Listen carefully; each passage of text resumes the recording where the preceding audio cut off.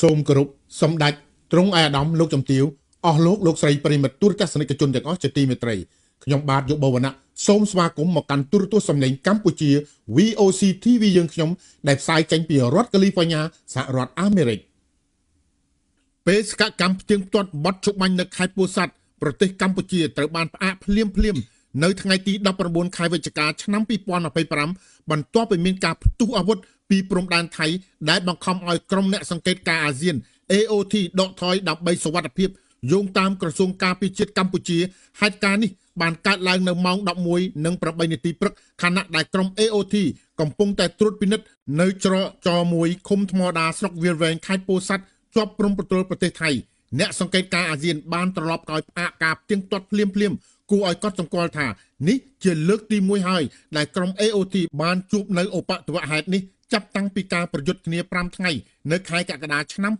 2025បានបញ្ចប់ក៏ប៉ុន្តែការផ្ទុះអាវុធដោយភាគីថៃនៅក្នុងទឹកដីជាប់ព្រំដែនកម្ពុជាបានកើតឡើងជារឿយនិងឈានទៅដល់ការបាញ់រះចូលទៅក្នុងភូមិព្រៃច័ន្ទខេត្តបន្ទាយមានជ័យកាលពីថ្ងៃទី12ខែវិច្ឆិកាឆ្នាំ2025ដោយបណ្ដាលឲ្យពលរដ្ឋខ្មែរម្នាក់ស្លាប់3នាក់រងរបួសជាទម្ងន់អតីតអនុប្រធានាធិបតីរបស់សហរដ្ឋអាមេរិក Former Vice President of the United States Kamala Harris និងប្រព័ន្ធសារព័ត៌មានជុំវិញពិភពលោកជាភាសាចិនកូរ៉េបារាំងឡាទីនជាពិសេសជា English បានថ្កោលទោសយ៉ាងដាច់អហង្ការបំផុតចំពោះអំពើហិង្សារបស់ទាហានជិតខ្មៅថៃចំនួន7នាក់ដែលបានចាប់រំលោភខ្សែសន្តិវៈបូកបំពានផ្លូវភេទដ៏សាហាវទៅលើពលករនីចំណាក់ស្រុកកម្ពុជានៅតាមបណ្ដោយព្រំដែនក្នុងចំណោមពលករខ្មែរមួយក្រុមដែលបានធ្វើដំណើរពីប្រទេសថៃមកកម្ពុជាវិញស្រាប់តែទាហានឈុតខ្មៅថៃបានចាប់ឃាត់ខ្លួនសម្លុតយកលុយកាក់ទ្រព្យសម្បត្តិផ្ទាល់ខ្លួនព្រមទាំងទូរស័ព្ទដៃនិងចាប់បំបែកជាពីរក្រុមពីគ្នាដោយទាហានឈុតខ្មៅទាំង7នាក់នោះយកពលករនីខ្មែរអាយុ18ឆ្នាំទៅរំលោភបំពានផ្លូវភេទក្នុងព្រៃហើយវាយដំធ្វើបាបដល់ពលករប្រុសទាំងអស់នោះយ៉ាងសាហាវឃោឃៅព្រៃផ្សៃបំផុតលើបញ្ហានេះអង្គការសិទ្ធិមនុស្សនៅកម្ពុជាបានដាក់ពាក្យបណ្ដឹងទៅអង្គការសិទ្ធិមនុស្សលើពិភពលោកឲ្យជួយរកយុត្តិធម៌ជូនដល់ជនរងគ្រោះផងដែររួមទាំងប្រមុខរាជរដ្ឋាភិបាលពិសេសក្រសួងនគរបាលជាតិកម្ពុជាបានដាក់ពាក្យបណ្ដឹងទៅតុលាការថៃត្រូវរកមុខទាហានឈុតខ្មៅទាំង7នាក់នោះមកកាត់ទោសតាមផ្លូវច្បាប់ឯកអគ្គរដ្ឋទូតអចិន្ត្រៃយ៍កម្ពុជាប្រចាំអង្គការសហប្រជាជាតិនៅទីក្រុងហ្សឺណែវប្រទេសស្វីសបានស្នើសុំឲ្យឧត្តមស្នងការសិទ្ធិមនុស្សរបស់អង្គការសហប្រជាជាតិស៊ើបអង្កេតការរំលោភសិទ្ធិមនុស្សជាបន្តបន្ទាប់ដោយប្រទេសថៃរួមទាំងការបាញ់ប្រហារលើជនស៊ីវិលដែលនាំឲ្យមានការស្លាប់ម្នាក់និងការរំលោភបំពានផ្លូវភេទលើពលករនីម្នាក់ដែលធ្វើដំណើរវិលត្រឡប់មកប្រទេសកម្ពុជាវិញតាមព្រំដែនកម្ពុជាថៃតើសៀមដេញប្រជាជនខ្មែរមែនដែរឬទេតើការបោះបង្គោលព្រំដែនលេខ42ដល់47ខ្មែរបាត់ដីឬខ្មែរបានដីមកវិញត្រង់ចំណុចហ្នឹងយើងខ្ញុំជម្រាបជូនថាគ្មានសៀមឯណាមកដេញខ្មែរយើងនោះទេគឺប្រជាជនខ្មែរគាត់ជំលះទៅរកទីកន្លែងសុវត្ថិភាពក្រោយពីមានបញ្ហាសៀមបាញ់ប្រហារមកកម្ពុជាថៃបានចាប់ផ្ដើមបោះបង្គោលបណ្ដោះអាសន្នហើយនៅថ្ងៃទី19ខែវិច្ឆិកាឆ្នាំ2025ដោយមានការបង្ហោះដ្រូនតាមបណ្ដោយខ្សែបន្ទាត់នៃបង្គោលព្រំដែនលេខ42ដល់លេខ47ក្នុងតំបន់ភូមិជោគជ័យនិងភូមិព្រៃច័ន្ទស្ថិតនៅក្នុងឃុំអូ3ជាន់ស្រុកអូជ្រៅខេត្តបន្ទាយមានជ័យជាប់នឹងព្រំប្រទល់ភូមិនងច័ន្ទនិងភូមិយ៉ងណាកែវដែលស្ថិតនៅឃុំគោកធ្យូងខេត្តស្រះកែវរបស់ប្រទេសថៃដែលជាតំបន់កំពុងមានភាពចម្រូងចម្រាសដោយសារតែហ៊ានសៀមដែលរីបន្លាលុះពាត់យកផ្ទះសម្បែងដីចម្ការរបស់ប្រជាពលរដ្ឋខ្មែរទោះជាយ៉ាងណាការបោះបង្គោលព្រំដែនបណ្ដោះអាសន្ននេះធ្វើឡើងក្រោយជំនួបចរចារវាងមន្ត្រីកម្ពុជានិងថៃនៅក្នុងប្រទេសថៃកាលពីថ្ងៃអង្គារទី18ខែវិច្ឆិកា2025ដើម្បីដោះស្រាយបញ្ហាចំនួន2គឺការប្រៀបធៀបនិងផ្ទៀងផ្ទាត់ទិន្នន័យបច្ចេកទេសមុនពេលធ្វើការស្ទង់មតិរួមគ្នានិងការបោះបង្គោលព្រំដែនបណ្ដោះអាសន្នដែលពាក្យហៅថាជាដំរីបង្គោលចាស់ដែលបន្សល់ទុកពីសម័យអាណានិគមនិយមបារាំង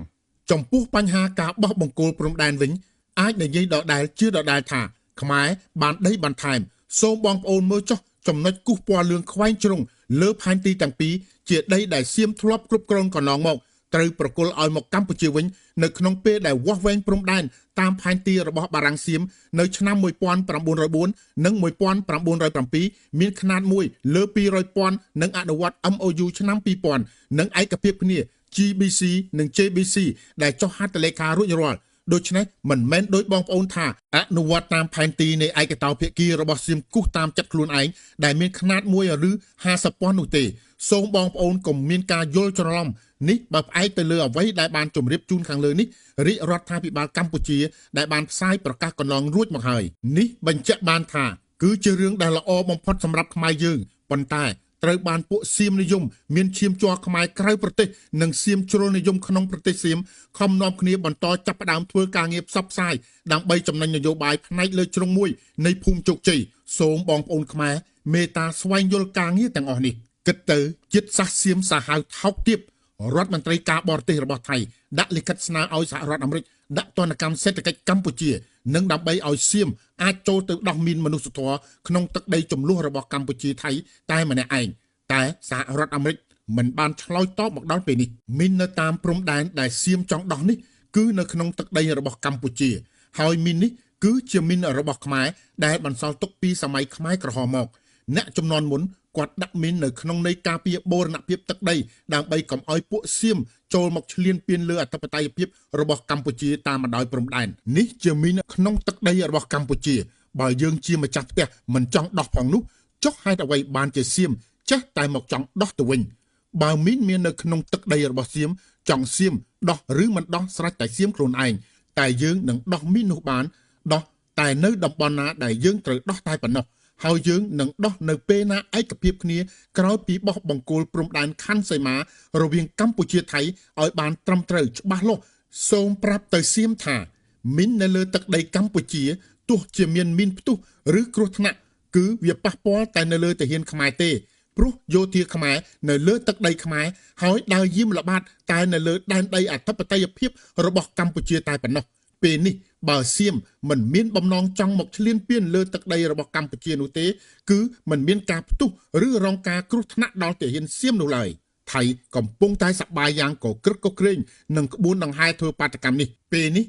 សៀមកំពុងតែយកភ្លើងដុតខ្លួនឯងហើយហ៊ានស្រែកថាឲ្យសហរដ្ឋអាមេរិកនិងម៉ាឡេស៊ីទៀតផងប្រជាជនសៀមបាតកម្មដោយមើលងាយប្រធានាធិបតីសហរដ្ឋអាមេរិក Donald J. Trump ដោយខ្វែងមុខលើរូបថត Donald J. Trump និងអាដាម Anwar Ibrahim ទៀតផងមន្ត្រីស្ថានទូតអាមេរិកបានប្រមានអាជ្ញាធរថៃថាកុំឲ្យបាតកោថៃ